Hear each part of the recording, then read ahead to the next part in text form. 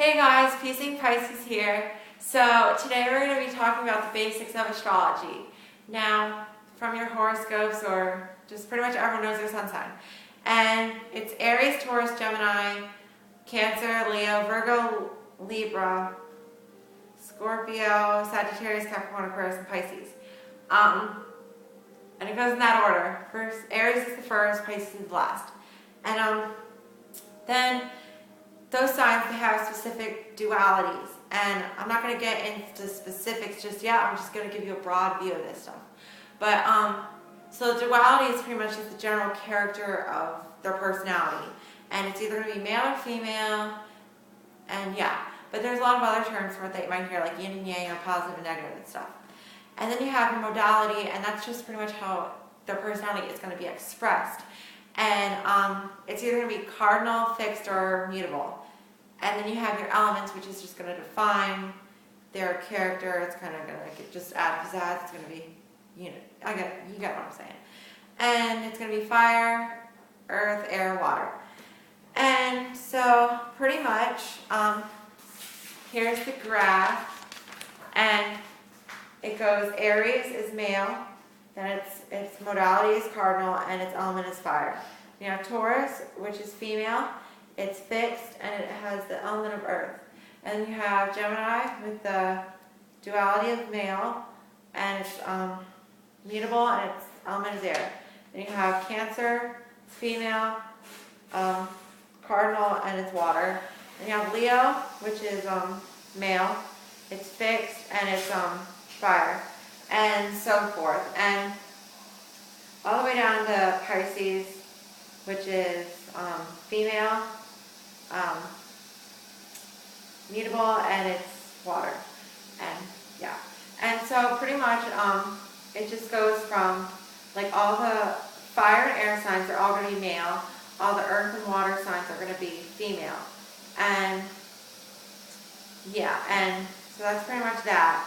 And you'll start to notice patterns as you do this more often. Like, it just goes fire to water, then it'll start again. And it's just, this whole thing is kind of like, there's a lot of patterns in this. And so that's the graph about all that. Try to memorize that if you can. And then you have the planets, and the planets are what rule over the signs. They have the biggest impact and the biggest they have the biggest impact, and they have the biggest effect on the signs. And then you also have the houses, which are kind of like what, they're kind of like the mood that sign might have. They're kind of just like a general kind of, they're called like spheres kind of, so just imagine like that sign is kind of in that setting of that. And so pretty much, Aries, if you see here, it starts in the left side, and so Aries is ruled by Mars, and it's in the first house. And as I said, I'm not going to get into this just yet, so just remember this. So, Taurus ruled by Venus, and it's in the second house. Gemini is ruled by Mercury in the third. Cancer is ruled by the moon in the fourth. Leo is ruled by the sun in the fifth. Virgo is ruled by Mercury, and it's in the sixth house. Libra is ruled by Venus, and it's in the seventh house. And then Scorpio is ruled by Pluto, and it's sub-ruled by Mars, and it's in the eighth house. Now, the reason they have sub-rulers,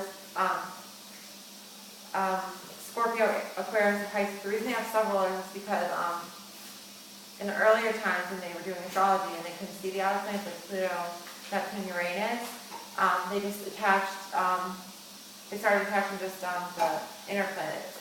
But then the outer planets got attached to the sun, so yeah. And then you have Sagittarius, ruled by Jupiter in the ninth house, and you have Capricorn ruled by Saturn in the 10th, Aquarius ruled by Uranus and sub-ruled by Saturn in the 11th, and Pisces ruled by Neptune and sub-ruled by Jupiter in the 12th. And pretty much these signs are like just like whatever, like these symbols represent each of the planets and the signs. Like Aries right here is the ram. That is Taurus, the bull. Gemini are the twins. Cancer is the crab. Leo is the lion. Virgo is the giver. Libra are the scales, Scorpio is the scorpion, Sagittarius is the archer, Capricorn is the goat, Aquarius is the water bear, and Pisces are the two fishes. And then you have the signs for all the planets, which are the planets. And so those are pretty much the basics for that. And then the houses, they're kind of, I think it's like ascendant and descendant or something like that. But pretty much it's like the first house, it confronts a problem. Then the second house is going to have the outcome of that problem. And then the third house is going to see how they maintain it. And I kind of look at it like this whole thing, like the whole zodiac is kind of just like a life cycle on all these problems until it gets to the 12th house. And then it's going to start over again. And just a whole kind of, just how I've noticed it, it's kind of like a life cycle. Like the first 6 houses and the first 6 signs and all that stuff, they focus more on the individual, and the 7th to the 12th signs focus more on the how they connect with the outside world. And pretty much how I see it is that the first house is gonna, I don't know, just disregard that thought, but so that's just how I look at it. And that's pretty much just a basics to astrology, and I'll get more in depth with it later, maybe tonight, I don't know. But so I hope you enjoyed, and if you have any questions, comment or message me, and I'll try to answer it. And so bye guys.